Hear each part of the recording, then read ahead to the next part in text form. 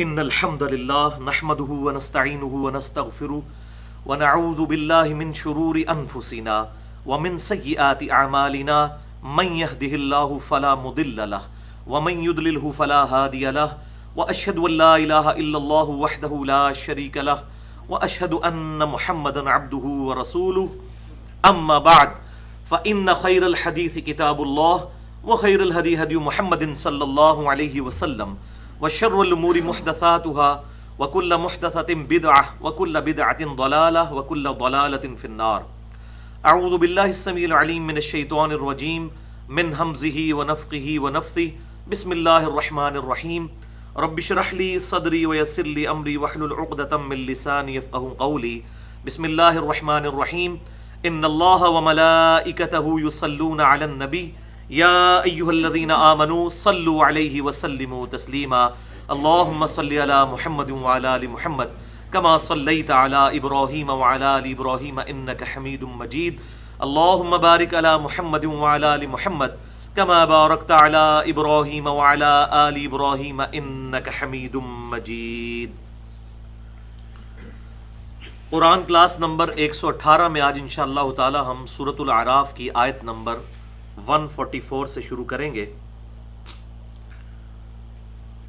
سورۃ الاعراف میں انباء الرسل کا سلسلہ جاری ہے اور اس میں 3 رسول ایسے ہیں جو پری ابراہیمک ہیں: سیدنا نوح علیہ السلام، سیدنا ہود علیہ السلام اور سیدنا صالح علیہ السلام.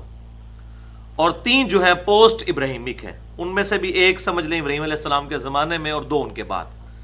جو ان کے زمانے میں ہیں وہ سیدنا لوط علیہ السلام اور اس کے بعد سیدنا شعیب علیہ السلام. اور اب ان ڈیٹیل سیدنا موسیٰ علی نبینا علیہ الصلاۃ والسلام کا ذکر خیر اور ان کی جو قوم کا معاملہ تھا وہ جاری ہے. آج انشاءاللہ اسی کی کنٹینیوشن ہوگی. قال یا موسیٰ انی اصطفیتک علی الناس برسالتی وبکلامی. اور اللہ نے فرمایا اے موسیٰ علیہ السلام، میں نے تمہیں مبعوث کیا ہے لوگوں پر اپنی رسالت اور اپنے کلام کے ساتھ. یعنی اللہ تعالیٰ نے ان کو رسالت سے بھی سرفراز فرمایا اور ایک اور بہت بڑی کوالٹی ان کے حصے میں آئی کہ اللہ تعالیٰ نے ان سے کلام بھی فرمایا. اور میں نے پچھلی دفعہ بھی بتایا تھا کہ اس روئے ارض پہ صرف ایک ہی شخصیت ایسی ہیں جن سے اللہ تعالیٰ نے ڈائریکٹ کلام کیا ہے اور وہ سیدنا موسیٰ علیہ السلام ہے. ہمارے محبوب صلی اللہ علیہ وسلم سے ڈائریکٹ کلام ہوا لیکن اس دنیا میں نہیں بلکہ اوپر جنتوں میں سدرۃ المنتہا کے اوپر. اس دنیا میں صرف موسیٰ علیہ السلام کے ساتھ. فخذ ما آتیتک وکن من الشاکرین. اور پکڑ لو اسے مضبوطی کے ساتھ جو میں نے تمہیں عطا کیا ہے یعنی کتاب، اور شکر گزار بندوں میں شامل ہو جاؤ. وَكَتَبْنَا لَهُ فِي الْأَلْوَاحِ مِنْ كُلِّ شَيْءٍ مَوْعِظَةً وَتَفْصِيلًا لِكُلِّ شَيْءٍ. اور موسیٰ علیہ السلام کو جو ہم نے تختیوں میں یعنی کہ تورات دی تھی اس میں ہر چیز کی نصیحت اور تفصیل موجود تھی. اور پھر ساتھ ہی اللہ تعالیٰ نے جب یہ تورات دی کوہ طور پر تو ارشاد فرمایا فَخُذْهَا بِقُوَّةٍ وَأْمُرْ قَوْمَكَ يَأْخُذُوا بِأَحْسَنِهَا.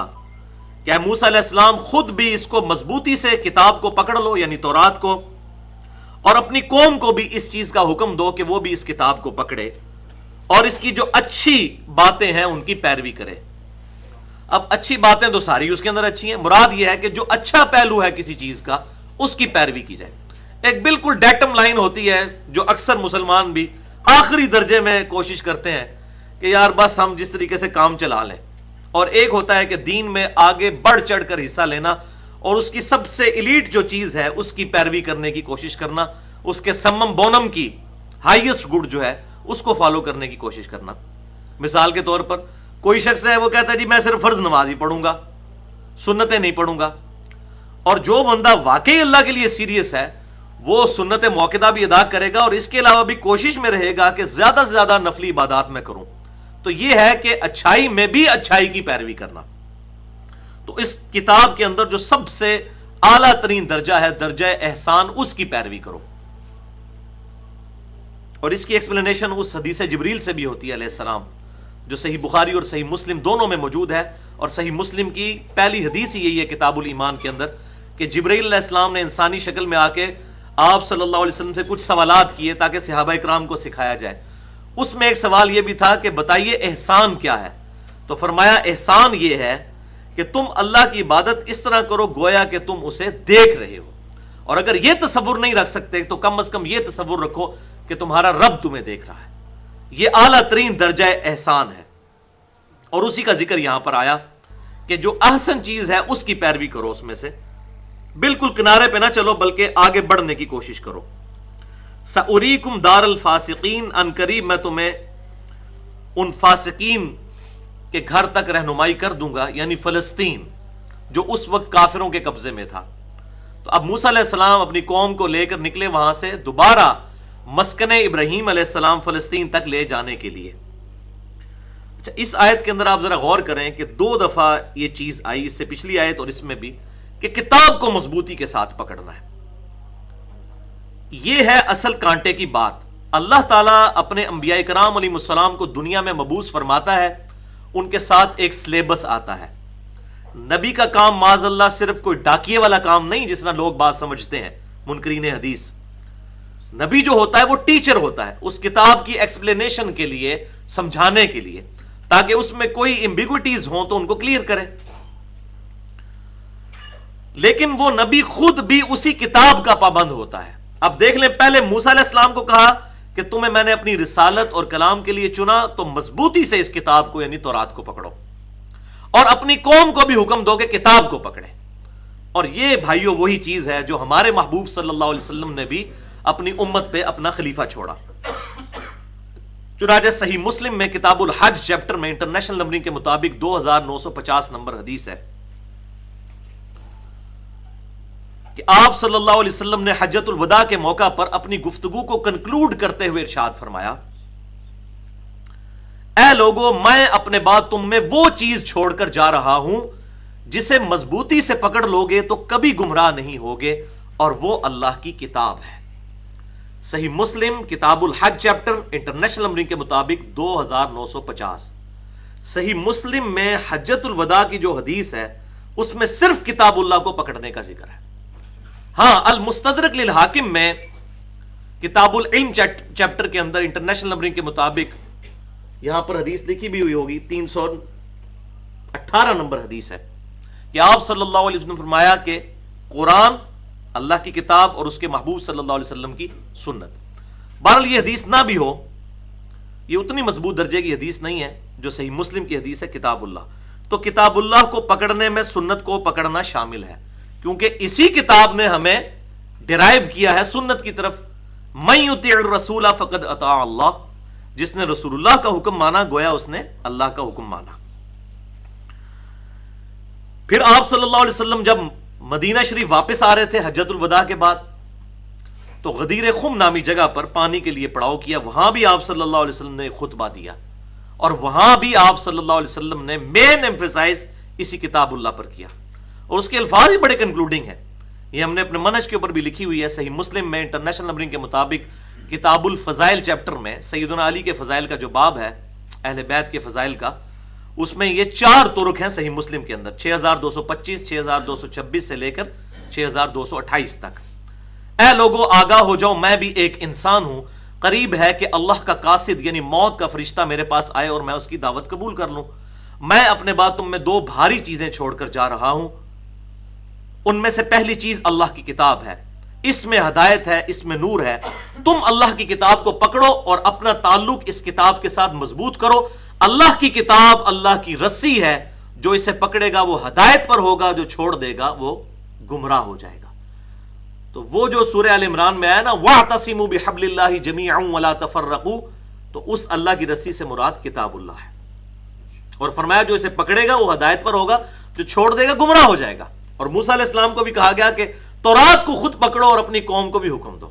اور پھر آپ صلی اللہ علیہ وسلم نے فرمایا کہ دوسری چیز میرے اہل بیت ہے، میں اپنے اہل بیت کے معاملے میں تمہیں اللہ سے ڈراتا ہوں، میں اپنے اہل بیت کے معاملے میں تمہیں اللہ سے ڈراتا ہوں، یعنی میری وفات کے بعد ان کے ساتھ حسن سلوک کرنا، کیونکہ آپ صلی اللہ علیہ وسلم کو یہ غیبی خبر دی جا چکی تھی کہ آپ کی امت آپ کی وفات کے بعد اہل بیت کے ساتھ برا سلوک کرے گی والعیاذ باللہ تعالی۔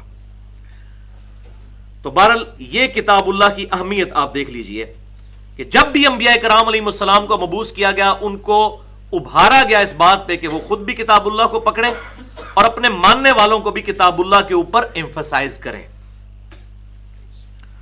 اب قرآن پاک میں سخت ترین آیت آ رہی ہے ہدایت اور گمراہی کے حوالے سے کہ جب کوئی شخص ضد پر اڑ جائے اور حق بات کو قبول نہ کرے تو اللہ تعالیٰ کی ڈیوائن مہر اس پر لگ جاتی ہے، پھر اگر اسے ہدایت کا راستہ نظر بھی آئے تب بھی اس کو اڈاپٹ نہیں کرے گا، الٹا اسے گمراہی سمجھے گا اور گمراہی کے راستے کو وہ ہدایت سمجھنا شروع کر دے گا، یعنی جس کا گیئر الٹا لگ جائے اس کا ذکر آ رہا ہے۔ اس آیت کو میں نے ڈیٹیل کے ساتھ تقریباً 2.25 گھنٹے گفتگو کی تھی جب مسئلہ نمبر 79 کے نام سے سورۃ الاعراف میں ہی اللہ، شیطان اور انسان اس ٹاپک کے اوپر، تو اس میں بھی میں نے یہ آیت کوٹ کی تھی۔ آج اس کو دوبارہ الحمدللہ ہماری اسی کلاس کے دوران یہ آیت آ گئی، سأصرف عن آیاتی الذین یتکبرون فی الارض، ان قریب میں پھیر دوں گا ان لوگوں کو اپنی نشانیوں سے جو زمین میں تکبر کرتے ہیں، بغیر الحق، نا حق، وَإِن يَرَوْا كُلَّ آیَةٍ، اور اگر یہ ساری نشانیاں بھی دیکھ لیں، ہر طرح کا معجزہ بھی دیکھ لیں، لا يُؤْمِنُوا بِهَا، تب بھی ایمان نہیں لے کر آئیں گے وَلِعَوْذُ بِاللَّهِ تعالی۔ یہ بہت خطرناک معاملہ ہے، بہت خطرناک معاملہ۔ اور اس سے بھی اگلی بات، وَإِن يَرَوْا سَبِيلَ الرُّشْدِ، اور اگر یہ کوئی ہدایت کا راستہ دیکھیں گے، لا يَتَّخِذُوهُ سَبِيلًا، تو اسے اپنا راستہ نہیں بنائیں گے، وَإِن يَرَوْا سَبِيلَ الْغَيِّ، اور جب یہ طغیانی کا راستہ دیکھیں گے، طاغوت کا راستہ دیکھیں گے، شیطان اور گمراہی کا راستہ دیکھیں گے، يَتَّخِذُوهُ سَبِيلًا، تو اسے بنا لیں گے اپنا راستہ۔ ذَلِكَ بِأَنَّهُمْ كَذَّبُوا بِآيَاتِنَا، اور یہ ان کے ساتھ اس لیے ہوا کہ انہوں نے جان بوجھ کر ہماری آیات کو جھٹلایا، وَكَانُوا عَنْهَا غَافِلِينَ، اور ہماری آیات سے غافل رہے، یعنی کیجول لیا، ہوتی ہوگی کوئی قیامت، ہوگا کوئی پوچھنے والا، کیجول، جو معذرت کے ساتھ اس وقت مسلمانوں کی اکثریت کی یہ حالت ہو چکی ہے۔ اور یہی ٹاپک جو ہے وہ 7ویں پارے کے اینڈ میں اور 8ویں پارے کے شروع میں بھی آیا ہے، وہ کراس ریفرنس کے طور پہ آیات نکال لیجئے، آپ کے قرآن پاک میں 142 پیج نمبر ہے، 7ویں پارے کا آخری صفحہ اور 7ویں پارے کی آخری آیت ہے، یہ 142 سورۃ الانعام آیت نمبر 110۔ یہاں پر وہ ریزن آ رہی ہے کہ اللہ تعالیٰ کیوں ایسا کسی کے ساتھ کر دیتا ہے کہ اسے ہدایت کا راستہ نظر آئے اور وہ قبول نہ کرے، اور گمراہی کا راستہ نظر آئے تو وہ قبول کر لے۔ کیا معاذ اللہ، استغفر اللہ، اللہ تعالیٰ فینیٹک ہے کہ لوگوں کو عذاب دینا چاہتا ہے؟ ایسا نہیں ہے، اصل میں لوگ خود اپنے لیے گمراہی خریدتے ہیں۔ یہ ہے وہ آیت، وَنُقَلِّبُ أَفْئِدَتَهُمْ وَأَبْصَارَهُمْ، اور ہم پھیر دیتے ہیں ان کے عقلوں کو، اپروپریٹ ٹرانسلیشن افئدہ کی ہے عقل، یا دل بھی کر لیں، اور ان کی آنکھوں کو، کما لم یؤمنوا بہ اول مرہ، جس طریقے سے یہ لوگ ایمان نہیں لے کر آئے تھے جب پہلی دفعہ ان کو بات سمجھ آ گئی تھی۔ تو جو جان بوجھ کر حق سے اناد کرتا ہے اس کو اللہ تعالیٰ پھر اس پہ مہر لگا دیتا ہے۔ اور یہ اکثر لوگ پوچھ رہے ہوتے ہیں مجھ سے، جی وہ فلاں اتنے بڑے عالم ہیں، ان کو بات کیوں نہیں سمجھ آ رہی؟ بھائی من یہدہ اللہ فلا مضل لہ ومن یضللہ فلا ہادی لہ، جسے اللہ گمراہ کر دے اسے کوئی ہدایت نہیں دے سکتا۔ اب یہ بڑے بڑے علماء ہوتے ہیں بیسیکلی ٹھیکیدار اپنے مکاتب فکر کے، اور ان کی مثال اس گول کیپر کی سی ہے جو کبھی بھی اپنے پول میں گول نہیں کرنا دے گا۔ یہ ڈیفینڈ کرنے کے لیے کھڑے ہوئے ہیں، یہ قرآن و سنت کو ماننے کے لیے تو کھڑے ہی نہیں ہیں، یہ تو اپنے مسلک کی حقانیت ثابت کرنے کے لیے کھڑے ہیں۔ ان کو تو اب ساری حدیثیں بھی بخاری اور مسلم سے دکھا دینا کہ آپ صلی اللہ علیہ وسلم اس طریقے پہ نماز پڑھتے تھے، تو ان کے کان پہ تو جو بھی نہیں دکھنی، کیونکہ ماننے کے لیے تو ہے نہیں ہے۔ وہ تو یہ ثابت کریں گے کہ ہم نے یہ کام نہیں کرنا، ہمارے بزرگ جو بتاتے ہیں ہم نے اس کی پیروی کرنی ہے۔ تو پھر اللہ تعالیٰ کی ڈیوائن مور لگ جاتی ہے. پہلی دفعہ ان کو اصل میں بات سمجھ آ جاتی ہے, یہ جان بوجھ کر حق کو اندر دبانے کی کوشش کرتے ہیں, پھر اللہ تعالیٰ کی ڈیوائن مور لگتی ہے, اور اللہ تعالیٰ فرما رہا ہے کہ ہم ان کی آنکھوں کو, ان کے دلوں کو پھیر دیں گے حق بات سے. کیوں؟ کما لم یؤمنوا بہ اول مرہ, جس طرح انہوں نے پہلی دفعہ جب حق کھلا تھا تو انہوں نے آنکھیں پھیر لی تھی, ٹھیک ہے, اب ہمیں بھی ان پر جلال آیا, ہم نے ان کے دل کے اوپر مور لگا دی. وَنَذَرُهُمْ فِي طُغْيَانِهِمْ يَعْمَهُونَ, اور ہم انہیں ان کی سرکشی کے اندر بھٹکتا ہوا چھوڑ دیں گے. اب وہی بات ہے بھائی, مَن يَهْدِهِ اللَّهُ فَلَا مُضِلَّ لَهُ وَمَن يُضْلِلْهُ فَلَا هَادِيَ لَهُ, جسے اللہ ہی گمراہ کر دے اسے کون ہدایت دے سکتا ہے. اب اگلی آیت اس سے بھی سخت ہے, 8ویں پارے کی پہلی آیت, وَلَوْ أَنَّنَا نَزَّلْنَا إِلَيْهِمُ الْمَلَائِكَةَ, اور اگر ان پر فرشتے نازل ہو جائیں, وَكَلَّمَهُمُ الْمَوْتَى, اور مردے نکل کے ان سے باتیں کرنی شروع کر دیں, وَحَشَرْنَا عَلَيْهِمْ كُلَّ شَيْءٍ قُبُلًا, اور ہر چیز ان کے سامنے لا کر رکھ دی جائے جو جو یہ معجزات ڈیمانڈ کرتے ہیں, مَا كَانُوا لِيُؤْمِنُوا, تو یہ ہرگز اس پر ایمان نہیں لے کر آئیں گے. اب مجھے بتائیں اس سے بڑی کیا دلیل ہو سکتی ہے کہ فرشتے, یہ کہتے تھے فرشتے نظر آئیں, اللہ تعالیٰ ہمارا آپ فرشتے بھی نظر آ جائیں, مردے نکل کے ان سے باتیں کرے اور ان کو بتائیں کہ جنہوں نے انبیاء کا طریقہ اختیار نہیں کیا ان کو مرنے کے بعد عذاب ہو رہا ہے, مردے خود بتانا شروع کر دیں, تب بھی یہ ایمان نہیں لے کر آئیں گے. الا ان یشاء اللہ, ہاں مگر اللہ چاہے, ولکن اکثرهم یجہلون, لیکن اکثر لوگ اس بات سے جہالت میں ہیں, غفلت میں ہیں. یہ اللہ تعالیٰ نے اس لیے کہا کہ اگر اللہ چاہے, یعنی وہ توبہ کا دروازہ ہر وقت کھلا ہے, اگر اللہ تعالیٰ چاہے تو اس کی مثال آپ ابو سفیان دیکھ لیں, دور دور تک کوئی نشانی نظر نہیں آتی تھی کہ ابو سفیان ایمان لے کر آئے گا یا وحشی بھی ایمان لے آئے گا, پوری زندگی اسلام کے دشمن رہنے والے لوگ, لیکن اللہ تعالیٰ نے ہدایت دے دی. آج ہم ان کا نام لیتے ہیں, رضی اللہ عنہ کہتے ہیں, حضرت معاویہ رضی اللہ تعالیٰ عنہ کہتے ہیں, حضرت ابو سفیان رضی اللہ تعالیٰ عنہ کہتے ہیں. تو وہ ہے کہ اللہ تعالیٰ اگر کسی کو ہدایت دے دے تو یہ اس کا ڈیوائن ڈیسیژن ہے, اللہ تعالیٰ کو اس معاملے میں کوئی جو ہے پوچھ نہیں سکتا, یہ اس کے ڈیوائن فیصلے ہیں. بہرحال اور جنرل رول اس کا یہی ہے, یہ ایکسیپشن ہوگی, جنرل رول یہی ہے کہ ونس اللہ تعالیٰ کسی پر مور لگا دے اس کو ہدایت نہیں ملنے کی. استغفر اللہ واتوب الیہ. اس میں لفظ کیا استعمال ہوا؟ جو ہماری آیات سے تکبر کرتے ہیں. تکبر کی صحیح ڈیفینیشن صحیح مسلم کی اس حدیث سے ملتی ہے ہمیں, انٹرنیشنل نمبرنگ کے مطابق 265 نمبر حدیث ہے کتاب الایمان میں, کہ آپ صلی اللہ علیہ وسلم نے ارشاد فرمایا, صحیح مسلم چیپٹر کتاب الایمان 265 نمبر حدیث, کہ جس کے دل میں رائی کے دانے کے برابر بھی تکبر ہوگا وہ جنت میں داخل نہیں ہوگا. وَلِعَوْذُ بِاللَّهِ تَعَالَى. صحابہ کرام نے بڑی مہربانی کی امت کے ساتھ, ایک نے جرت کر کے پوچھ لیا, یا رسول اللہ صلی اللہ علیہ وسلم, کہ آدمی اس بات کی تو خواہش کرتا ہے کہ اس کے کپڑے اچھے ہوں, اس کی جوتیاں اچھے ہوں, اچھا دکھے, تو کیا یہ بھی تکبر ہے؟ تو آپ صلی اللہ علیہ وسلم فرمایا کہ یہ تکبر نہیں ہے, اللہ تعالیٰ خوبصورت ہے اور خوبصورتی کو پسند فرماتا ہے. تکبر یہ ہے کہ تم حق بات سے اناد کرو, نمبر 1, اور نمبر 2 دوسروں کو حقیر جانو. ایک بندے نے اگر مہنگا کپڑا پہنا ہے یا اچھی ڈریسنگ کی ہوئی ہے کوئی حرج نہیں ہے, لیکن اس کے بعد اگر دوسروں کو وہ حقیر سمجھنا شروع کر دے تو یہ ہو جائے گا تکبر.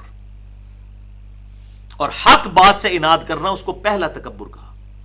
کہ ایک بندے کو بتایا گیا بھائی قرآن پاک میں یہ لکھا ہے, صحیح بخاری میں یہ لکھا ہے, صحیح مسلم میں یہ لکھا ہے. اب وہ کہ جی لکھا ہوگا جی, ایسے بھی ہیں علماء لیول کے لوگ جن سے جب ڈسکشن کی جاتی ہے کہتے ہیں لکھا ہوئے گا جی, او سی پھر کیا ہویا. تو یہ ہے تکبر. اصل میں ان کے اندر شیطان گھسا ہوا ہوتا ہے اس وقت, ورنہ مسلمان کی کوالٹی کیا ہے؟ سمعنا واطعنا, سنا اور مان لیا, تیسری بات ہی کوئی نہیں, سننے کی دیر ہے. اور یہی صحابہ کرام علیہم رضوان کے اندر خوبی تھی. اللہ تعالیٰ نے ان کی تعریف جگہ جگہ جو کی ہے, سورۃ البقرہ میں تو یہاں تک کہہ دیا کہ ایمان لے کر آؤ جس طرح یہ ایمان والے لے کر آئے. ان کو رول ماڈل امت کے لیے بنایا. ان کے اندر خوبی یہی تھی کہ بات سنتے تھے فوراً اگر غلطی پر ہوتے تھے تو رجوع کر لیتے تھے. لیکن آج لوگ جو ہیں وہ اکثریت جو ہے وہ کوشش کرتی ہے, خصوصاً علماء کا جو طبقہ ہے جو مکاتب فکر کے گول کیپرز ہیں, ان کے گول کیپر ان کا نام رکھیں اس حوالے سے کہ یہ بات ماننے کے لیے تیار نہیں ہے. کون سا بیوقوف گول کیپر ہوگا جو اپنے پول میں گول کر دے؟ تو مناظرے میں جب کھڑے ہوئے ہیں وہ بات ماننے کے لیے تو نہیں کھڑے ہوئے، وہ تو اس لیے کھڑے ہیں کہ ہم اپنے مسلک کو صحیح ثابت کریں. تو ان کے ساتھ تو پھر یہی معاملہ ہونا ہے. دوسری حدیث بھی صحیح مسلم میں ہے انٹرنیشنل نمبرنگ کے مطابق 6680 کہ آپ صلی اللہ علیہ وسلم نے ارشاد فرمایا، حدیث قدسی ہے، یہ صحیح بخاری میں بھی موجود ہے کہ تکبر میری چادر ہے، جو اس کو کھینچنے کی کوشش کرے گا میں اسے آگ میں داخل کروں گا.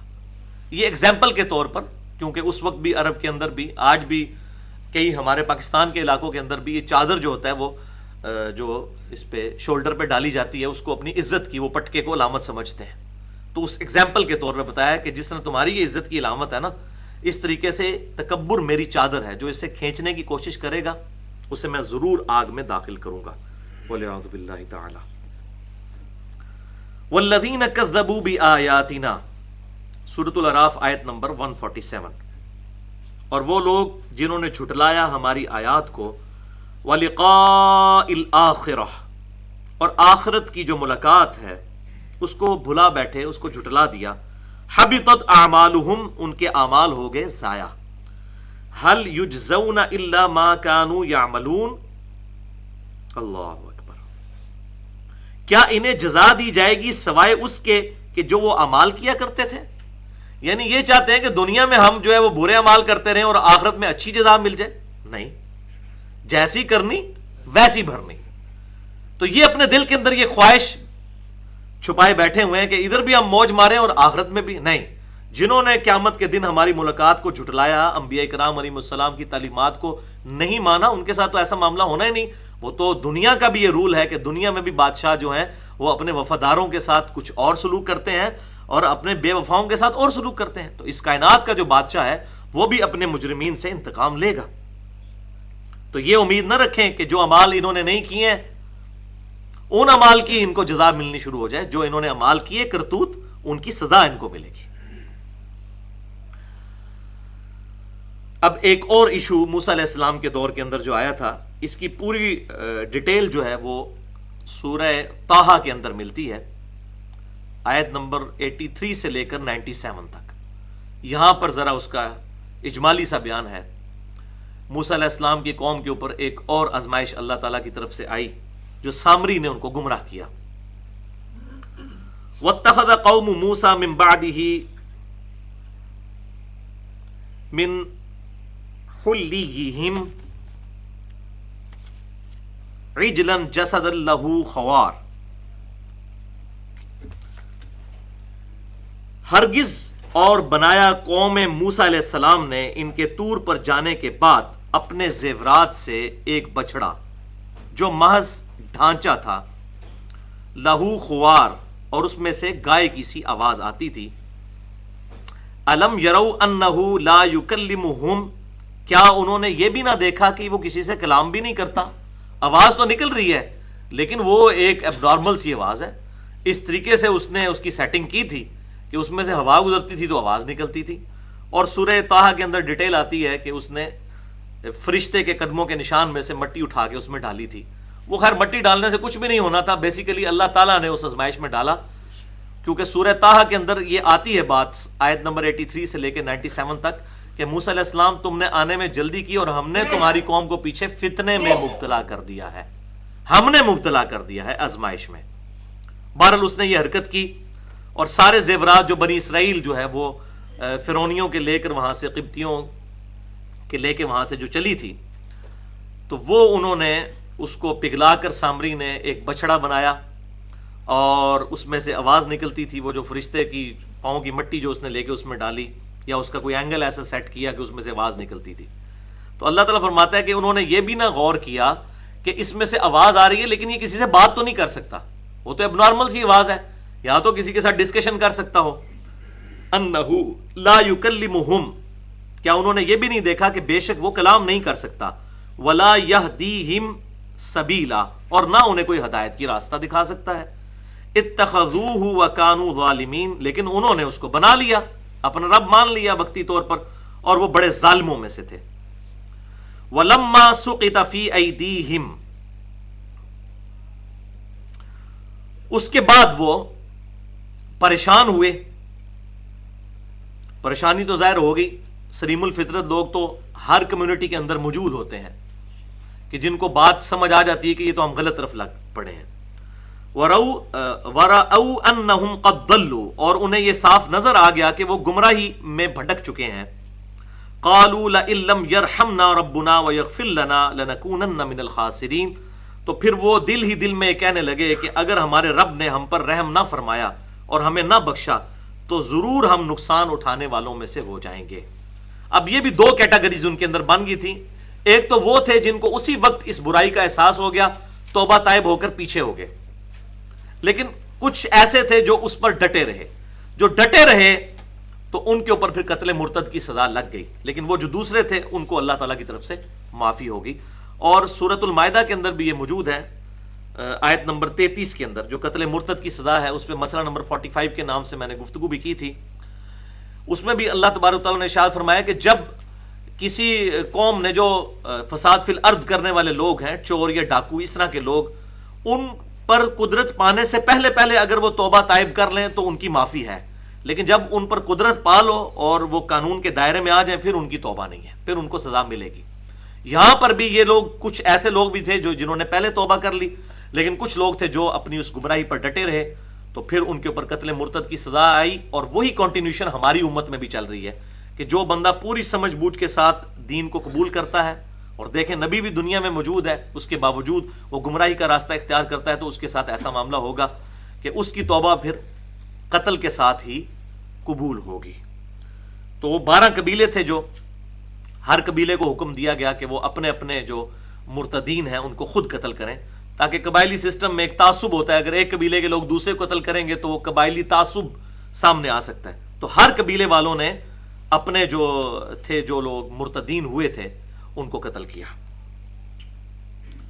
اور بڑی یہ ظاہر آزمائش والی سزا ہے, لیکن دنیا میں سزا ملی تو توبہ قبول ہو جائے گی انشاءاللہ.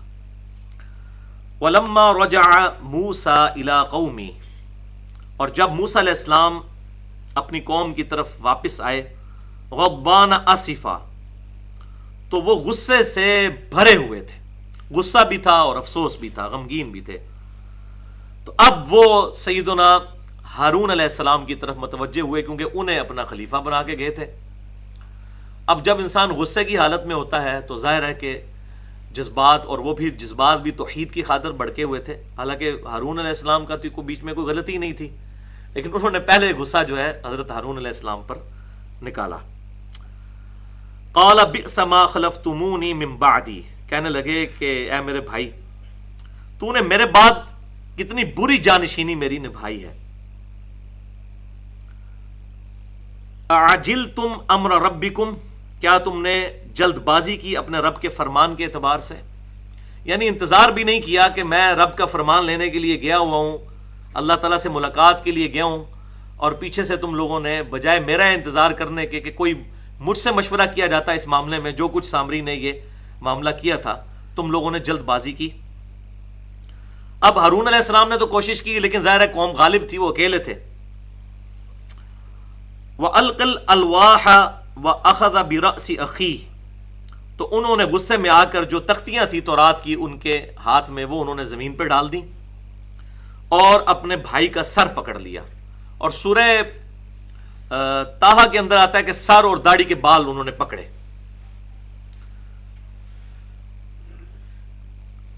یجرہ الیہ, اور ان کو پکڑ کے اپنی طرف کھینچا.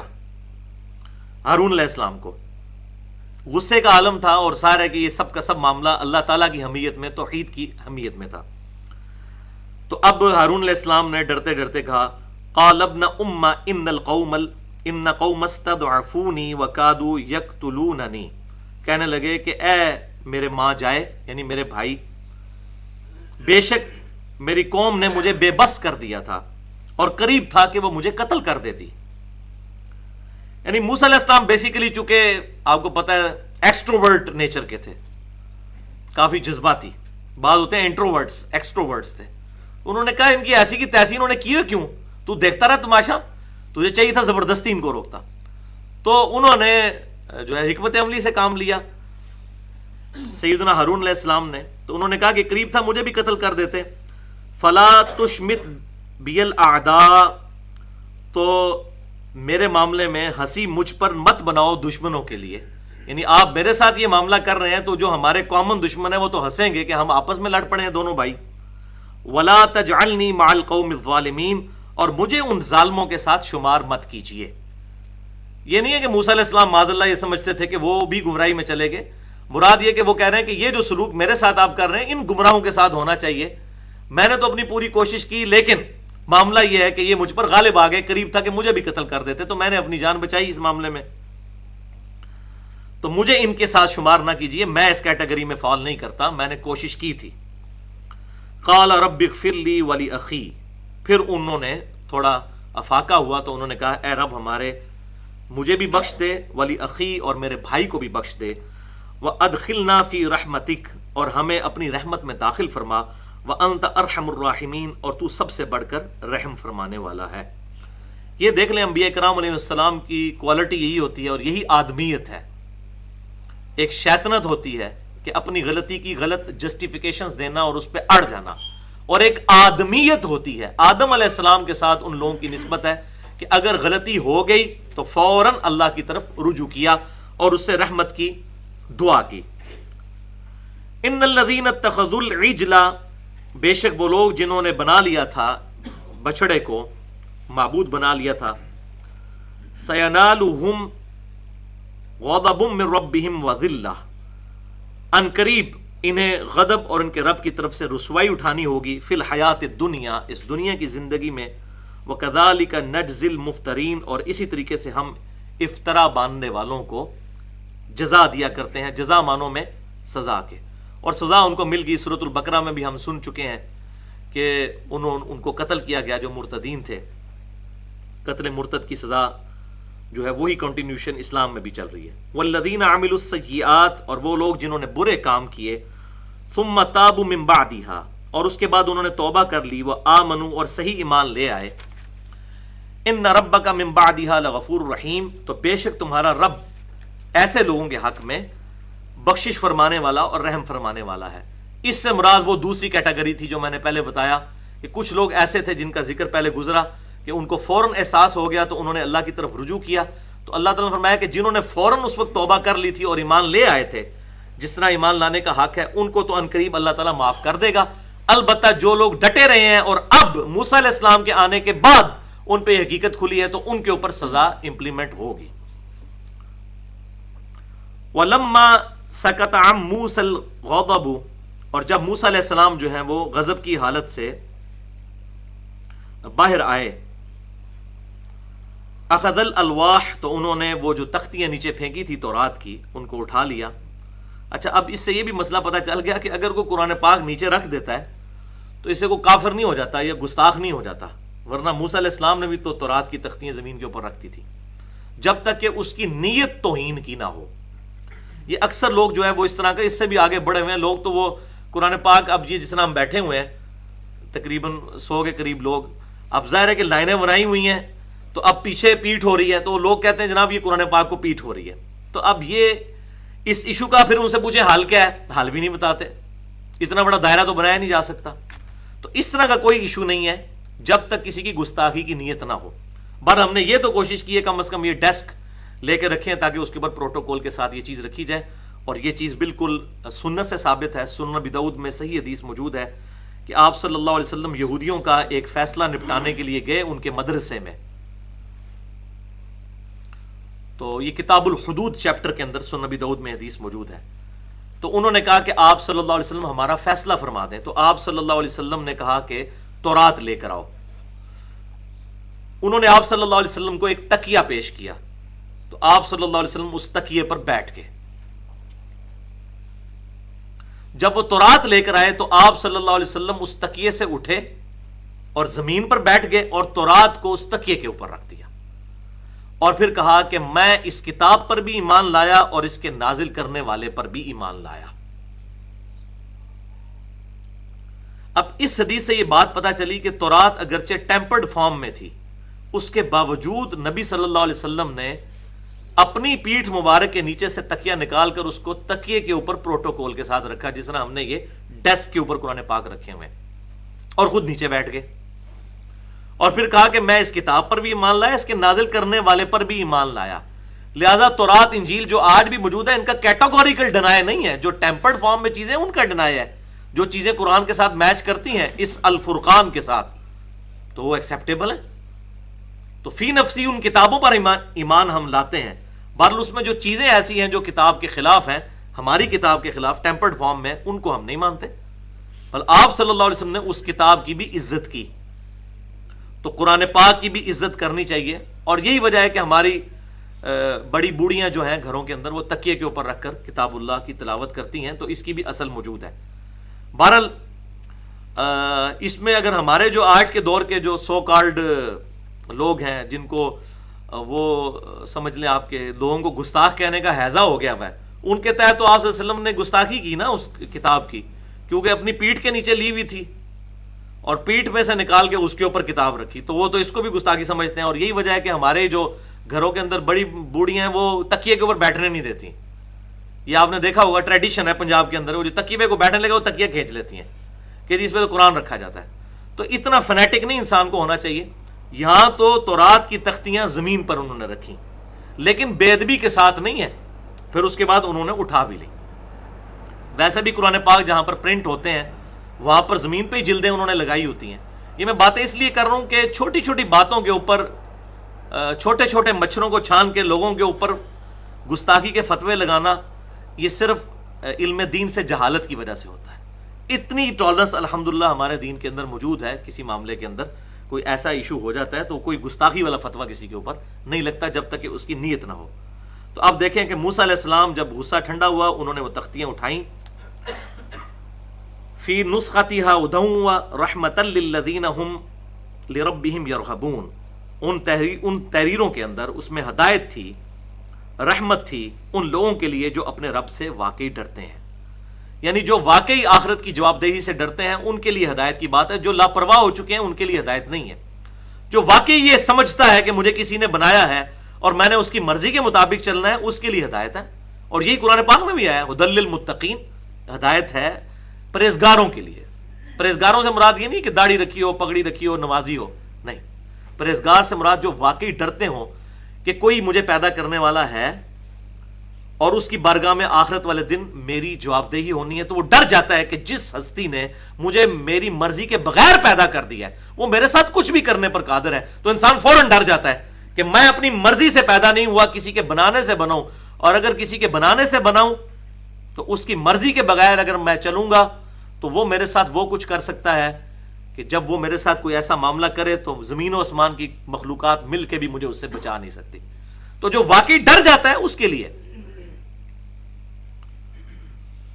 وَاخْتَارَ مُوسَىٰ قَوْمَهُ 70 رَجُلًا، تو موسیٰ علیہ السلام نے اپنی قوم میں سے 70 مرد لیے، لِمِيقَاتِنَا، اللہ تعالیٰ سے ملاقات کے لیے۔ اب وہ اجتماعی توبہ کی طرف چل رہے ہیں۔ ایک تو توبہ کی کہ ان لوگوں کو قتل کیا جو مرتدین تھے، اب اللہ تعالیٰ کی بارگاہ میں 70 انہوں نے ہر قبیلے میں سے کچھ لوگ لے کے جو پرہیزگار تھے اللہ تعالیٰ کی بارگاہ میں ان کو پیش کرنے کے لیے۔ فَلَمَّا أَخَذَتْهُمُ الرَّجْفَةُ، پھر جب آ پکڑا انہیں زلزلے کے جھٹکے نے، تو اللہ تعالیٰ کی طرف سے ان کے اوپر ایسا معاملہ ہوا کہ وہ سب کے سب لوگ مر گئے۔ قال ربی، یہ بعد وہ بے ہوشی کے اس کو ترجمہ بھی کرتے ہیں، اگر وہ مرنا بھی ترجمہ کر لیا جائے تو کوئی ایسا مسئلہ نہیں، اللہ تبارک و تعالیٰ کا یہ معجزہ ہوا تھا کہ اللہ تعالیٰ نے ان کے اوپر ایسا معاملہ کیا اور پھر دوبارہ ان کو زندہ کیا۔ قال ربی، تو موسیٰ علیہ السلام نے کہا، اے رب ہمارے، لو شئت اہلکتہم من قبل وإیایا، کہ اے میرے رب اگر تو چاہتا تو ان کو ہلاک کر سکتا تھا اس سے قبل کہ ہم تیرے پاس حاضر ہوئے، راستے میں بھی ہلاک ہو سکتے تھے۔ اب ملاقات کے عین وقت میں تو نے اپنی جلالت کا اظہار فرمایا ہے۔ اتہلکنا بما فعل السفہاء منا، کیا تو ہمیں ہلاک کرنا چاہتا ہے اس جرم کی پاداش میں جو ہمارے بے وقوف لوگوں نے کی، یعنی ان لوگوں نے نہیں کی تھی لیکن انہوں نے کی، تو ان کو کیوں ایسی سزا ملی؟ وجہ یہ ہے کہ یہ قوم کے بڑے بڑے لیڈر تھے، اور قوم کے جو بڑے لیڈر ہیں وہ خالی لیڈری کے لیے تو نہیں ہوتے، ان کا کام ہے امر بالمعروف و نہی عن المنکر کرنا، لوگوں کو روکنا۔ تو ادھر تو آپ سٹیٹس دیکھ رہے ہیں کہ سیدنا ہارون علیہ السلام بھی کوشش کرنے کے بعد سائڈ پہ ہو گئے. تو اگر ہارون علیہ السلام کا یہ سٹیٹس تھا تو ان کا بدرجہ اولا ایسا سٹیٹس ہوگا کہ انہوں نے اپنی ایفرٹ پٹ نہیں کی ہوگی ان کو اس غلطی سے روکنے کے لیے. بہرحال جب کبھی بھی کوئی ٹیم کی کمزوری ہوتی ہے تو کیپٹن کو ہی سزا ملتی ہے، چاہے ٹیم میں کسی ایک بندے نے پور پرفارمنس کی ہو. تو یہ اپنے لیڈر تھے اپنی اپنی قوم کے، اپنے اپنے قبائل کے. تو موسیٰ علیہ السلام نے ریکویسٹ کی کہ اللہ تو پہلے بھی ان کو مار سکتا تھا، اب ملاقات کرتے وقت مارا ہے تو یہ تو میرے گاٹے فٹ ہو گئے ہیں کہ میں ان کو ساتھ لے کے آیا ہوں توبہ کروانے کے لیے. اب یہ موسیٰ علیہ السلام کا جو بات کرنے کا انداز ہے نا، یہ اگر ہماری لینگویج میں دیکھا جائے تو بدتمیزی کا انداز ہے، لیکن اصل میں ان کے اللہ تعالیٰ کے ساتھ ایسی لاڈ والی گفتگو تھی کہ تو نے ان کو مارنا ہی تھا تو پہلے مار دیتا، میں لے کے آؤں. تو اب یہ تو ہم جیسا بندہ تو کوئی بھی نہیں گوارا کرے گا ایسی بات کرے. تو ان کی اللہ تعالیٰ کے ساتھ چونکہ کلام ہو چکا تھا، ان کی آپ سمجھ لیں کسی درجے میں فرینکنس تھی. تو انہوں نے کہا یا اللہ تو پہلے بھی مار سکتا تھا، ہمارے یہاں آنے سے پہلے یہاں ان کو تو نے مار دیا، کیا تو ان کو مارتا ہے، ہلاک کرنا چاہتا ہے ان بے وقوفوں کے پیچھے؟ ان ہی الا فتنتک، ہاں مگر یہ نہیں ہے تیری طرف سے مگر آزمائش. تو دل بہا من تشاء، تو گمراہ کر دیتا ہے اس سے جسے چاہتا ہے، وہ تہدی من تشاء، اور جسے چاہتا ہے اس کے ذریعے ہدایت دیتا ہے. اس سے مراد وہ آزمائش جو قوم موسیٰ کے اوپر آئی تھی بچڑے کی فارم میں، وہ آزمائش سورہ طٰہٰ میں آتا ہے. اللہ تعالیٰ نے کہا ہم نے ان کو فتنے میں مبتلا کر دیا، ورنہ سامری کی کیا جرت تھی، کیا کرتا اللہ تعالیٰ اگر اس کو زبردستی روکتا. تو اللہ تعالیٰ کی طرف سے یہ آزمائش آئی. یہ نہیں ہے کہ اللہ تعالیٰ نے سامری کو کہا کہ تو یہ کر. دنیا میں جتنے بھی معاملات ہو رہے ہیں جب یہ اللہ تعالیٰ فرماتا ہے نا کہ ہم نے یہ کیا، تو اس سے مراد یہ ہوتا ہے کہ ہم چاہتے تو اس فتنے کو روک سکتے تھے لیکن ہم نے اس کو چھوڑ دیا. جس طرح دنیا میں ہم جتنے کام کرتے ہیں وہ اپنی مرضی سے کر رہے ہوتے ہیں، لیکن اگر اللہ تعالیٰ ہمیں زبردستی پکڑنا چاہے، اذان ہونے کی دیر ہے، ہمارے قدم خود بخود مسجد کی طرف چلیں، ہم گھر میں ٹک ہی نہ سکیں. تو یہ اللہ تبارک و تعالیٰ ان فتنوں میں جو انوالو کرتا ہے لوگوں کو آزمائش کے لیے. اللہ اکبر. تو اس سے جسے چاہتا ہے ہدایت دیتا ہے اور جسے چاہتا ہے گمراہی دیتا ہے. اور یہی بات قرآن پاک کے بارے میں بھی آئی، یضل بہ کثیرا ویہدی بہ کثیرا، اور اس کو بعض لوگوں نے پکڑا ہوا ہے پورے قرآن میں جگہ جگہ جہاں ہے ہدی للناس ہدی للمتقین، وہ ساری آیات کو چھوڑ کے اس کو پکڑتے ہیں جو قرآن کی طرف بلاتا ہے اس کو کہتے ہیں نہیں قرآن پڑھ کے تو لوگ گمراہ بھی ہو جاتے ہیں. حالانکہ یہ جو کہہ رہا ہوتا ہے نا کہ قرآن پڑھ کے لوگ گمراہ ہو جاتے ہیں، اصل میں وہ گمراہ ہوا ہوتا ہے. قرآن کبھی بھی کسی کو گمراہ نہیں کرتا. اس کا کانٹیکسٹ تو پورا دیکھیں کیا ہے سورۃ البقرہ کی اس آیت کا. اس میں نے ڈیٹیل سے بتایا تھا کہ اللہ تعالیٰ نے کافروں کا ایک اعتراض تھا کہ اس کتاب کے اندر یہ مکھی اور مچھر کی مثالیں کیوں ہیں. مکھی کی مثال، یہ اتنی بڑی کتاب ہے تو اس میں مکھی کا ذکر آ گیا. تو اللہ تعالیٰ نے فرمایا کہ مکھی ہو مچھر ہو کوئی بھی چھوٹی سی چھوٹی یا بڑی سی بڑی مثال اللہ تبارک و تعالیٰ جو اس کتاب میں دیتا ہے تو مقصد ہے بات کو سمجھانا، علمیت جھاڑنا اس کتاب کا مقصد نہیں ہے. عام آدمی کو اگر اس بات سے سمجھ آتی ہے نا کہ کافروں کا ایمان مکڑی کے جالے کی طرح ہے، تو اللہ تعالیٰ نے سورۃ العنکبوت میں اس کی مثال بیان کر دی. سورۃ الحج کے اندر بیان فرما دیا کہ یہ اللہ کے سوا جن ہستیوں کے بارے میں ایسے عقائد اور نظریات رکھے ہوئے ہیں، ان کے تو یہ تو سب مل کر ایک مکھی پیدا نہیں کر سکتے، اور مکھی اگر ان سے کچھ چھڑا کر لے جائے تو اسے واپس نہیں لے سکتے. یہ اتنے کمزور ہیں خود بھی اور جن کو پکار رہے ہیں وہ بھی. تو اللہ تعالیٰ نے یہ مثال عام بندوں کے لیے بیان فرمائی. تو قرآن کے اس اسلوب پہ کافر اعتراض کرتے تھے، اتنی بڑی کتاب میں چھوٹی مکھی مچھر ان چیزوں کی مثال. تو اللہ تعالیٰ نے فرمایا یہ مثالیں ہم دیتے ہیں، اور جو ایمان والے ہیں وہ کہتے ہیں کہ یہ ہمارے رب کی طرف سے حق ہے، اور جو گمراہی پر تلے ہوئے ہیں نا انہوں نے بات نہیں ماننی. یضل بہ کثیرا ویہدی بہ کثیرا، اصل میں ان کی گمراہی میں اس سے اضافہ ہونا ہے. ہم یہ آیات نازل کر کے ہدایت دیتے ہیں کئی لوگوں کو اور کئیوں کو گمراہ کرتے ہیں. مراد یہ کہ ان کے لیے آزمائش بن جاتی ہے کہ وہ اس کتاب پہ ایمان تو لانا نہیں چاہتے ہیں، تو وہ پھر الٹا اس کو گمراہی کا ذریعہ بنا لیتے ہیں. حالانکہ یہ کتاب فی نفس ہی گمراہ کرنے والی نہیں ہے، وہ ان کا اندر کا گند ہے جس کی وجہ سے تعفن پھیل جاتا ہے. اچھی زمین کے اوپر بارش ہو تو فصل اگتی ہے، اور اگر گندگی کے ڈھیر کے اوپر وہی بارش ہوتی ہے تو بارش کا تو کوئی قصور نہیں ہے اگر تعفن پھیل جائے. تو قرآن بھی کتاب ہدایت ہے، اور اللہ تعالیٰ ہدایت ہی کی طرف رہنمائی فرماتا ہے. انت ولینا فاغفر لنا، اے اللہ تو ہی ہمارا پشت پناہ ہے، ہمارا ولی ہے.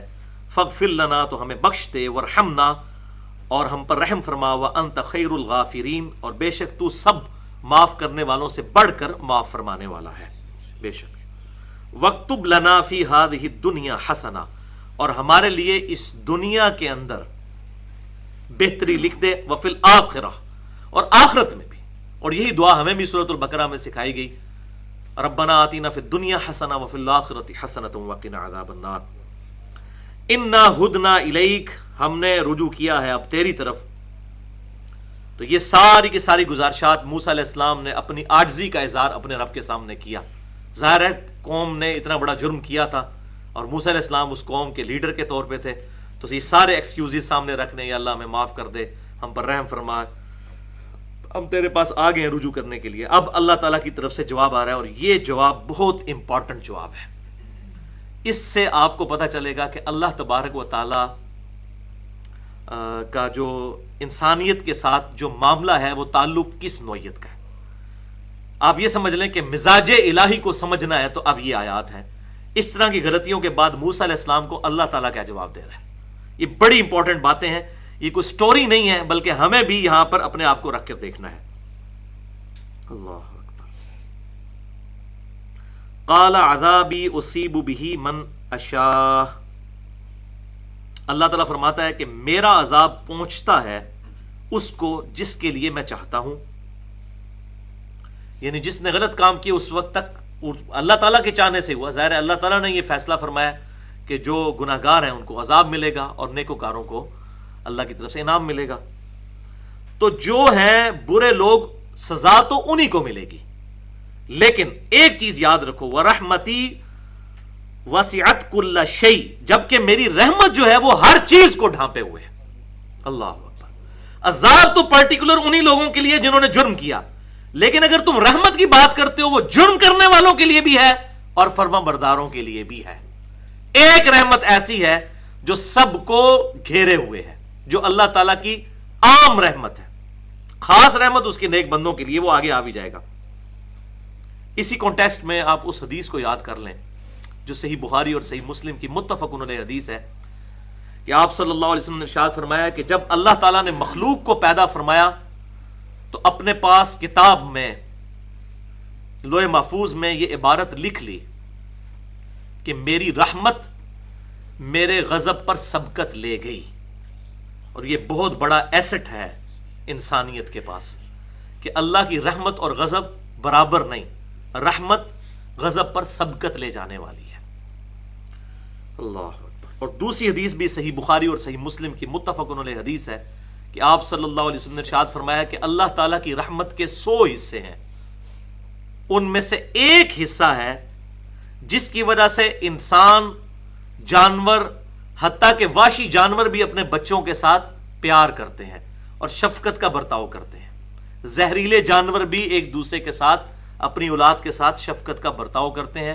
یہ اس رحمت کی وجہ سے ہے جو 100 میں سے ایک رحمت اللہ تعالیٰ نے ڈسٹریبیوٹ کی ہے انسانیت کے اندر اور اپنے باقی مخلوقات کے اندر، جبکہ 99 رحمتیں ایسی ہیں جو اللہ تعالیٰ نے قیامت کے دن کے لیے رکھی ہیں۔ اللہ اکبر، اللہ اکبر، اللہ اکبر کبیرہ، والحمد للہ کثیرہ، وسبحان اللہ بکرۃ واصیلا، سبحان اللہ وبحمدہ، عدد خلقہ ورضا نفسہ، وزنۃ عرشہ ومداد کلماتہ۔ بہت بڑا ایسٹ، ایک رحمت، بخاری اور مسلم کی حدیث۔ ساری دنیا میں جتنی شفقت ہے کہ ایک ماں اپنے بچے سے جو پیار کرتی ہے، ایک وحشی جانور جو اپنے بچے کے ساتھ پیار کرتا ہے، آج یہی تو چیزیں ہیں۔ نیشنل جغرافک چینل کے اوپر آپ دیکھیں، اسی بات کے اوپر تو ریسرچ ہو رہی ہے کہ یہ جو محبت رکھ دی گئی ہے وحشی جانوروں کے اندر بھی اپنے بچوں کے لیے، حتیٰ کہ بعض اوقات ہرنی خود مر جاتی ہے اپنے بچے کو بچاتے بچاتے، تو یہ چیز تو ایسی ہے کہ جو بالکل ڈیزائن کی گئی ہے۔ ورنہ انسان کے اندر اور جانوروں کے اندر ایک انسٹنکٹ تو موجود ہے کہ ہر بندہ کو اپنی جان عزیز ہوتی ہے۔ یہ جو شفقت ہے یہ سمجھ سے باہر ہے، لہذا وہ جو ڈارون کی تھیوری ہے نیچرل سلیکشن والی، وہ غلط ثابت ہوتی ہے کہ جو لوگ معاشرے کے ساتھ یا اس طرح کے معاملات میں جن مخلوقات نے سروائیول کے لیے جنگ کی وہ بچ گئیں اور باقی سارے ہلاک ہو گئے۔ اور یہاں پر پھر وہ نیشنل جغرافک پہ وہ دکھا رہے تھے ایک ہتھنی، پورا ریورڈ جا رہا ہے ہتھنیوں کا اور ہاتھیوں کا، اس کے بچہ پیدا ہوا اور اس کی وہ اس میں لاغر پن تھا، وہ کھڑا نہیں ہو سکتا تھا، ورنہ تو یہ جانوروں کے بچے پیدا ہوتے ہی چلنا شروع ہو جاتے ہیں۔ تو وہ سارے کا سارا جو ریوڑ تھا وہاں سے چلا گیا، لیکن جو ہتھنی ماں تھی وہ تقریباً 1.5 سے 2 ہفتے تک وہاں رکی رہی، جب تک وہ بچہ اس کو ورزش کرواتی رہی، چلنے کے قابل نہیں ہوا وہ وہاں سے نہیں گئی، ورنہ اگر وہ نیچرل سلیکشن والا معاملہ ہوتا تو اس کو چھوڑ کے چلی جاتی۔ تو یہ جو کمپیشن رکھ دی ہے خالق نے مخلوق کے اندر، جانوروں کے اندر بھی، چاہے وحشی جانور ہوں چاہے انسان ہو کوئی اور مخلوقات ہوں، یہ اللہ تعالیٰ کی وہ ایک رحمت ہے جو ڈسٹریبیوٹ ہے، اور 99 رحمتیں قیامت کے دن کے لیے۔ اللہ اکبر۔ اچھا، تو وَرَحْمَتِي وَسِعَتْ كُلَّ شَيْءٍ، جہاں تک میری رحمت کا سوال ہے تو وہ سب کو گھیرے ہوئے ہے، مجرمین کو بھی اور ماننے والوں کو بھی۔ لیکن فَسَأَكْتُبُهَا لِلَّذِينَ يَتَّقُونَ وَيُؤْتُونَ الزَّكَاةَ وَالَّذِينَ هُمْ بِآيَاتِنَا يُؤْمِنُونَ، سو میں اپنی خاص رحمت تو لکھ دوں گا ان لوگوں کے لیے جو تقوی اختیار کرتے ہیں اور ادا کرتے ہیں زکوٰۃ یا اپنا تزکیہ کر لیتے ہیں، اور وہ لوگ جو ہماری آیات پر ایمان لانے والے ہیں، وہ تو پھر ہماری خاص رحمت میں داخل ہے، ان کے ساتھ تو ایسا معاملہ ہونا ہے۔ اللہ اکبر۔ اب مجھے وہ حدیث بھی یاد آ گئی، صحیح بخاری اور صحیح مسلم کی متفق علیہ حدیث، امام کائنات صلی اللہ علیہ وسلم نے فرمایا کوئی شخص بھی محض اپنے اعمال کی بنیاد پر جنت میں داخل نہیں ہو سکتا۔ ایک صحابی نے بڑی جرت کی، عرض کیا اللہ کے رسول کیا آپ بھی؟ آپ نے نہیں فرمایا تو نے میری گستاخی کر دی ہے، تو مجھے جنتی نہیں مانتا؟ آپ نے فرمایا ہاں میں بھی، جب تک میرے رب کی رحمت مجھے ڈھانپ نہ لے، یہ الفاظ ہیں، اس وقت تک میں بھی جنت میں داخل نہیں ہو سکتا۔ اللہ اکبر۔ تو اعمال پر ہی انحصار کرنا، جیسے اہل تشیع کے اندر یہ عقیدہ راسخ ہو گیا، رافضیوں کے اندر، کہ عدل کرنا اللہ پر واجب ہے، اگر کسی نے نماز پڑھی ہے تو اللہ پر واجب ہے اسے جنت میں بھیجے گا۔ یہ ہے وہ ایک ایکسٹریم کہ نیک اعمال پر ہی ریلائی کر لینا، یہ ایک ایکسٹریم ہے۔ اور دوسری ایکسٹریم وہ ہے جو امت کی اکثریت نے اڈاپٹ کی ہوئی ہے، جو مرضی کرو، اللہ تعالیٰ غفور رحیم ہے، معاف کرنے والا ہے، کام کرنے کی ضرورت ہی کوئی نہیں۔ جبکہ درمیان کا حق راستہ یہ ہے، حق راستہ وہ یہ ہے کہ اعمال بھی اپنی طرف سے کوشش کی جائے اور اللہ کی رحمت کی امید رکھی جائے، تب قبولیت ہوگی۔ اور دنیا میں تو ہم ماشاءاللہ بڑے سمجھدار ہیں، آج تک کسی جاہل کسان کے ذہن میں بھی یہ سوال نہیں پیدا ہوا کہ اگر میں زمین میں ہل نہ چلاؤں، بیج نہ بھی پاؤں، اللہ کی طرف سے رحمت کی بارش ہوگی، خود بخود فصل نکل آئے گی۔ کبھی ایسا ہوا ہے؟ آخرت کے معاملے میں لوگ کیوں یہ کہتے ہیں کہ جی نمازیں پڑھنے کی ضرورت نہیں ہے، نیک اعمال کرنے کی ضرورت نہیں، اللہ غفور رحیم ہے، اللہ کی رحمت کی بارش آئے گی سب کچھ ہو جائے گا۔ دنیا میں تو کوئی نہیں ہوتا۔ تو یہ دنیا میں اللہ تعالیٰ نے رول سامنے رکھے، پھر اس سے بڑھ کر شیطان پٹی پڑھاتا ہے جی اللہ تعالیٰ کو تو ہماری نمازوں کی ضرورت ہی نہیں ہے۔ بھائی تو یہ کون دعوت دے رہا ہے کہ اللہ تعالیٰ کو آپ کی نمازوں کی ضرورت ہے؟ دعوت تو یہ ہے کہ آپ کو اپنی نمازوں کی ضرورت ہے، اللہ کو تو ضرورت نہیں ہے، لیکن ہمیں تو ضرورت ہے۔ اللہ تعالیٰ اپنی فرما برداری سے خوش اور نافرمانی سے ناراض تو ہوتا ہے، ورنہ معاذ اللہ استغفر اللہ انبیاء اکرام کا جو سلسلہ ہے، یہ کتابیں آنا، یہ سارا مقدمہ ہی زیرو ہو جائے گا۔ انبیاء کی دعوت کا مقدمہ ہی اس بات پر کھڑا ہے کہ اللہ تبارک و تعالیٰ اپنے نافرمانوں کو دوزخ میں بھیجے گا اور فرما برداروں کو جنت میں۔ تبھی انبیاء اکرام علیہ السلام کا سلسلہ شروع کیا، اور انہوں نے اتنی سیریس دعوت دی اور ان کے ماننے والوں نے سیریسلی اس کو لیا۔ تو میری خاص رحمت جو ہے وہ تو میں لکھ دوں گا ان لوگوں کے لیے جو کہ تقوی اختیار کرتے ہیں اور اپنا تزکیہ کرتے ہیں یا اللہ کی راہ میں خرچ کرتے ہیں اور ہماری آیات پر ایمان لاتے ہیں۔ ہاں جی، اب آ رہی ہے جناب وہ بات۔ اب وہ لوگ کون ہیں؟ الذین یتبعون الرسول النبی الامی الذی یجدونہ مکتوبا عندہم فی التوراۃ والانجیل، اور وہ لوگ وہ ہیں، اب کفار مکہ کی طرف روئے سخن ہے، جو اتباع کرتے ہیں اس رسول امی کی، اللہ اکبر، جس کو وہ پاتے ہیں لکھا ہوا اپنی کتابوں میں، تورات میں بھی اور انجیل میں بھی۔ یعنی تورات اور انجیل میں پروفیسیز موجود تھیں کہ پیغمبر آخر الزمان صلی اللہ علیہ وسلم نے آنا ہے۔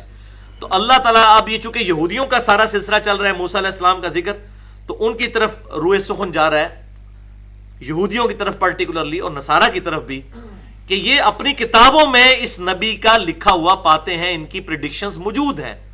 اب ان کی جو پیروی کریں گے نا، اصل میں وہ لوگ ہیں جو ایمان لانے والے ہیں اور ان پر رحمت ہوگی۔ اور اسی کو دوسرے انداز میں بیان کیا، قل ان کنتم تحبون اللہ فاتبعونی یحببکم اللہ، اے محبوب صلی اللہ علیہ وسلم فرما دیجئے کہ اگر تم اللہ سے محبت کرتے ہو تو پھر میری یعنی نبی صلی اللہ علیہ وسلم کی اتباع کرو، پھر اللہ تم سے محبت کرے گا۔ یأمرہم بالمعروف، اور یہ نبی ان کو نیکی کا حکم دیتے ہیں، وینہاہم عن المنکر، اور انہیں برائی سے روکتے ہیں۔ اس آیت پہ انشاءاللہ اگلی دفعہ بھی ہم گفتگو کریں گے، کافی لمبی گفتگو مجھے کرنی ہے، کچھ حصہ میں ابھی کور کر لیتا ہوں، 5-7 منٹ رہ گئے ہیں اس ٹاپک کے اوپر، جو یہ بات آئی کہ اللہ تعالیٰ نے فرمایا کہ اس نبی امی کو، امی سے مراد ایسا شخص جو لکھنا پڑھنا نہیں جانتا، یہ آپ صلی اللہ علیہ وسلم کی خوبی تھی، اور اس کا ذکر سورۃ العنکبوت کے اندر 21ویں پارے کے پہلے صفحے پر موجود ہے۔ اے نبی صلی اللہ علیہ وسلم، اس کتاب کے نزول سے پہلے نہ تو آپ اپنے دائیں ہاتھ سے کچھ لکھ سکتے تھے اور نہ کتاب میں سے پڑھ سکتے تھے، ورنہ یہ چیز لوگوں کو شک میں ڈال دیتی۔ کیا شک؟ کہ یہ کتاب آپ نے خود لکھ لی ہے۔ تو آپ صلی اللہ علیہ وسلم کا معجزہ تھا کہ آپ لکھنا پڑھنا نہیں جانتے تھے، یہ آپ کے لیے خوبی ہے، ہمارے اعتبار سے تو عیب ہے۔ ڈاکٹر اقبال کا شاعر ہونا ان کی خوبی ہے، اور نبی کا شاعر ہونا خامی ہوگی۔ وما علمناه الشعر وما ينبغي له، ہم نے نبی کو شعر کہنا نہیں سکھایا اور نہ یہ ان کی شان کے لائق ہے۔ تو نبی کے لیے کرائٹیریا ڈیفرنٹ ہے، ان کا لکھا پڑھا نہ ہونا ان کی خوبی ہے، تاکہ کافر جو ہیں اس کتاب کو یہ نہ سمجھ لیں کہ یہ کتاب انہوں نے خود لکھ لی۔ اور ظاہر سوال تو پیدا ہو سکتا تھا کہ جی 40 سال تک لکھنا پڑھنا سیکھتے رہے ہیں اور آخری سال میں جا کر غار حرا میں انہوں نے گوشہ نشینی اختیار کر لی ہے، تو وہاں کو کتاب لکھ کے آ گئے ہیں، وہاں پہ کوئی آمد ہوگی، یہ کوئی شاعری کی ایسی، تو لوگوں کو وسوسہ آ سکتا تھا، تو یہ وسوسہ کل ہو گیا۔ تو اللہ تعالیٰ فرما رہا ہے یہ تورات میں اور انجیل میں اس نبی صلی اللہ علیہ وسلم کو لکھا ہوا پاتے ہیں، اور سورۃ الانعام کے اندر اور باقی جگہوں پر یہاں تک بات آئی کہ اے نبی یہ آپ کو اس طرح پہچانتے ہیں جس طرح اپنے بیٹوں کو۔ علماء یہود کو پتا تھا یہ وہی پیغمبر آخر الزماں ہے صلی اللہ علیہ وسلم۔ تو 2 نشانیاں میں بتا دیتا ہوں، تورات میں سے بھی، چونکہ تورات کا ذکر ہے، اور انجیل کا بھی۔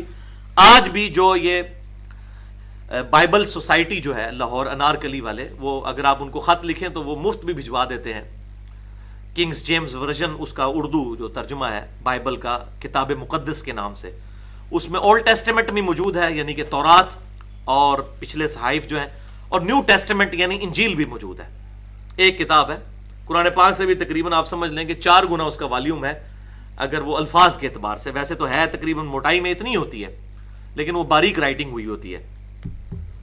تو آج بھی اگر آپ جو تورات اس وقت انجیل موجود ہے کتاب مقدس کے نام سے، اولڈ ٹیسٹمنٹ اور نیو ٹیسٹمنٹ، اس کو اگر کھولیں تو تورات کے اندر، اولڈ ٹیسٹمنٹ کے اندر کتاب الاستثناء جو ڈیوٹرانومی چیپٹر ہے، اس کا 18واں باب نکالیں، اس کی آیت نمبر 18، میں نے اپنے گھر میں وہ نشان بھی لگا کے رکھا ہوا ہے کہ اے موسیٰ علیہ السلام، میں تیری اس قوم کے بھائیوں میں سے تیری مانند ایک رسول اٹھاؤں گا اور اس کے منہ میں اپنا کلام ڈالوں گا، وہ اپنی خواہش نفس سے کچھ نہیں کہے گا، وہ وہی کہے گا جو میں اسے وہی کروں گا۔ ایگزیکٹ یہی آیت قرآن پاک میں ہے، وَمَا يَنطِقُ عَنِ الْهَوَىٰ إِنْ هُوَ إِلَّا وَحْيٌ يُوحَىٰ، یہ محبوب صلی اللہ علیہ وسلم اپنی خواہش نفس سے کچھ نہیں کہتے، یہ وہی کہتے ہیں جو ان کو وحی کی جاتی ہے۔ اچھا، یہ آیت جب ہم پیش کرتے ہیں نا کرسچنز کو، تو وہ کہتے ہیں کہ یہ پریڈکشن ہے عیسیٰ علیہ السلام کی، نبی صلی اللہ علیہ وسلم کی نہیں ہے۔ تو اب اس کا بھی جواب سن لیجئے، عیسیٰ علیہ السلام کی یہ پریڈکشن نہیں ہے، ہمارے محبوب صلی اللہ علیہ وسلم کی پریڈکشن ہے۔ کیوں؟ ارشاد فرمایا گیا کہ موسیٰ علیہ السلام، میں تیری اس قوم کے بھائیوں میں سے، اس قوم میں سے تو نہیں اٹھاؤں گا۔ جیزس کرائسٹ جو تھے وہ اسی قوم میں سے تھے، بنی اسرائیل، یہودیوں میں سے تھے۔ بنی اسرائیل کے بھائی کون ہیں؟ بنو اسماعیل، ان کے کزنز۔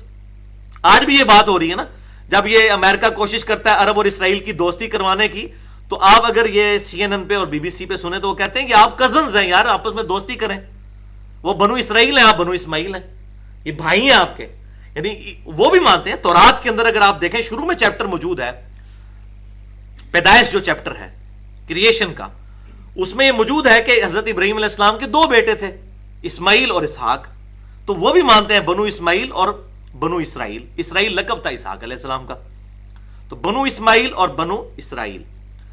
تو اے موسیٰ علیہ السلام، میں تیری اس قوم کے بھائیوں میں سے تیری مانند ایک رسول اٹھاؤں گا۔ تو لہذا ورنہ تو ہونا تھا اسی قوم میں سے تیری نسل میں سے اٹھاؤں گا، ان کے بھائیوں بنو اسماعیل، اور تو کوئی نہیں ہے۔ پھر کہا تیری مانند، موسیٰ علیہ السلام کی مانند صرف ہمارے محبوب صلی اللہ علیہ وسلم ہے، عیسیٰ علیہ السلام نہیں ہے۔ عیسیٰ علیہ السلام کی پیدائش معجزانہ ہوئی بغیر باپ کے۔ موسیٰ علیہ السلام کی ماں بھی تھی اور باپ بھی، اور ہمارے محبوب صلی اللہ علیہ وسلم کی بھی ماں بھی تھی اور باپ بھی۔ تو موسیٰ علیہ السلام کے ریزیمبلنس والے کون ہوئے؟ ہمارے محبوب صلی اللہ علیہ وسلم۔ اچھا، نبی صلی اللہ علیہ وسلم کی ڈیتھ نیچرل ہوئی، دنیا سے تشریف لے گئے، آپ کو دفنایا گیا۔ موسیٰ علیہ السلام کی بھی ڈیتھ نیچرل ہوئی، تشریف لے گئے، دفنایا گیا۔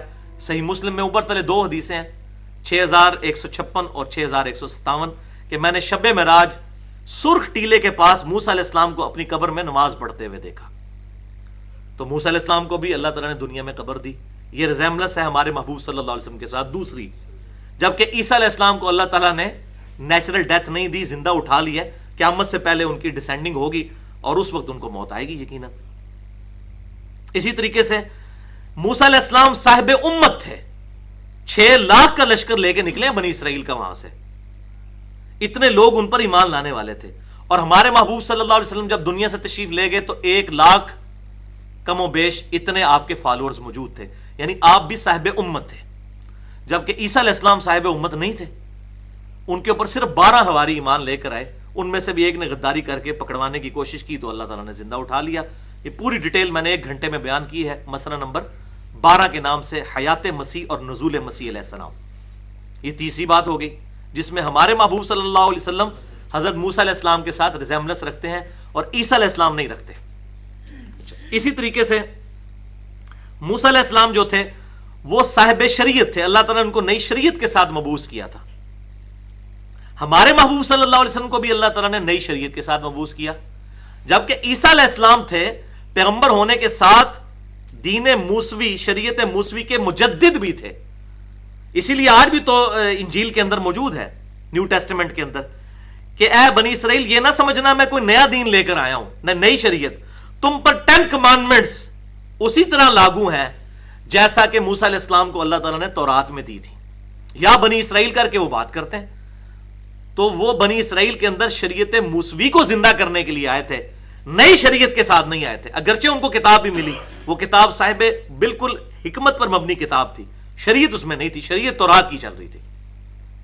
تو یہ چوتھی ریزیمبلنس ہمارے محبوب صلی اللہ علیہ وسلم اور موسیٰ علیہ السلام کے درمیان۔ اور اسی طریقے سے موسیٰ علیہ السلام 40 سال کی عمر میں مبعوث ہوئے، جب وہ واپس آ رہے تھے 40 سال کی عمر میں اللہ تعالیٰ نے ان سے کلام کیا اور ان کو نبوت کا حکم، ویسے تو پیدائشی نبی ہوتا ہے، لیکن یہ جو ڈورمنٹ پوزیشن میں چیز ہوتی ہے یہ سامنے آتی ہے جب اللہ تعالیٰ کی طرف سے خاص اشارہ ہوتا ہے۔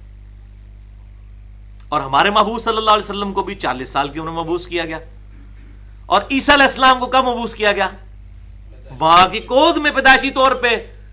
جب ایلیگیشن لگائی یہودی علماء نے، یہ منوس مارے ادھر بھی تنگ کرتے تھے، عیسیٰ علیہ السلام کو بھی انہوں نے تنگ کیا، مسلمانوں کو بھی، تو اس ایلیگیشن کو دور کرنے کے لیے سیدہ مریم نے اشارہ کیا بچے کی طرف۔ اور آپ کو مزے کی بات بتاؤں، یہ بات انجیل کے اندر نہیں موجود، کیونکہ انجیل جو ہے وہ کمبینیشن ہے جو اس وقت نیو ٹیسٹمنٹ ہے، اللہ کی وحی کی بھی، اور کچھ ٹیمپرڈ فارم میں، اور کچھ حضرت عیسیٰ علیہ السلام کی احادیث بھی ہیں۔ ہمارا تو احادیث والا سلسلہ اللہ ہے نا، انہوں نے سب کچھ بالکل مرغوبہ بنایا ہوا ہے۔ تو انجیل پوری خاموش ہے کہ سیدہ مریم نے اپنے اوپر لگائی گئی ایلیگیشن کیسے دور کی تھی۔ قرآن بتاتا ہے کہ انہوں نے بچے کی طرف اشارہ کیا، بچہ جو ہے وہ ماں کی گود میں پنگھوڑے میں وہ بول پڑا کہ میں اللہ کا نبی ہوں اور مجھے اللہ تعالیٰ نے کتاب دی ہے اور مجھے پیغمبر بنایا ہے، سلام ہو اس دن پر کہ جس دن مجھے پیدا کیا گیا اور جس دن میں مروں گا اور جس دن دوبارہ اٹھایا جاؤں گا۔ تو یہ ریزیمبلنس بھی ہمارے محبوب صلی اللہ علیہ وسلم کی موسیٰ علیہ السلام کے ساتھ ہے۔ اس کے علاوہ بھی کافی بن سکتی ہیں، بل اسی پر اکتفا کریں۔ اور آخری حوالہ انجیل کا، نیو ٹیسٹمنٹ کا، اور وہ ہے گاسپل آف جان، جو یوحنا کی انجیل ہے۔ 4 انجیلیں ہیں، gospel of John, Luke, Marks اور میتھیو۔ اس میں جو گاسپل آف جان ہے، یہ 4 صحابہ تھے عیسیٰ علیہ السلام کے جنہوں نے وہ چیزیں کمپائل کی ہیں۔ تو یہ جو اس وقت کنگز جیمز ورژن ہمارے پاس انگلش میں اور اردو میں اویلیبل ہے، وہ چاروں چیپٹر موجود ہیں، چاروں جو ان کے حواری تھے ان کے جو اکٹھے کیے ہوئے ساری وہ آیات یا حدیث جس بھی فارم میں. تو گاسپل آف جان جو یوحنا کی انجیل ہے وہ جو چیپٹر ہے. اچھا یہ بھی بات سمجھ لیجیے جو مشہور ہے نا جی انجیلیں بہت زیادہ ہیں، اس طرح نہیں ہے. جو ان کا کنگز جیمز ورژن جو ہے وہ ایک ہی ہے، اس کے اندر یہ 4 موجود ہے جس کے اوپر اب یہ ایگری کر چکے ہیں. تو گاسپل آف جان میں باب نمبر 14، 15 اور 16 یہ 3 چیپٹرز ہے ہی پرٹیکولر ہمارے محبوب صلی اللہ علیہ وسلم کی پیشن گوئی ہیں. اس میں سے میں 2-3 آیات آپ کو بتا دیتا ہوں. عیسیٰ علیہ السلام کہتے ہیں اے میرے ماننے والوں، میرا دنیا سے جانا تمہارے لیے رحمت ہے. جب میں اس دنیا سے جاؤں گا تب وہ ہستی دنیا میں آئے گی اور وہ تمہیں وہ باتیں سکھائے گی جو میں نے تمہیں نہیں سکھائی اور نہ تم ان کے متحمل ہو. ابھی تمہارا انٹلیکچوئل لیول وہ نہیں ہے.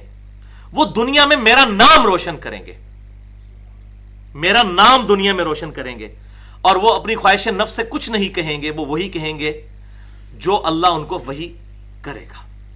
یہ وہی بات جو تورات میں بھی تھی، قرآن پاک میں بھی، اور نیو ٹیسٹیمنٹ انجیل کے اندر بھی موجود ہے. اب میں آپ سے یہ پوچھتا ہوں، اچھا یہ جب ان سے بات کریں کرسچن سے، وہ کہتے ہیں جی یہ تو روح قدس کی پیشن گوئی ہے، یہ ہمارے نبی صلی اللہ علیہ وسلم کے بارے میں نہیں ہے.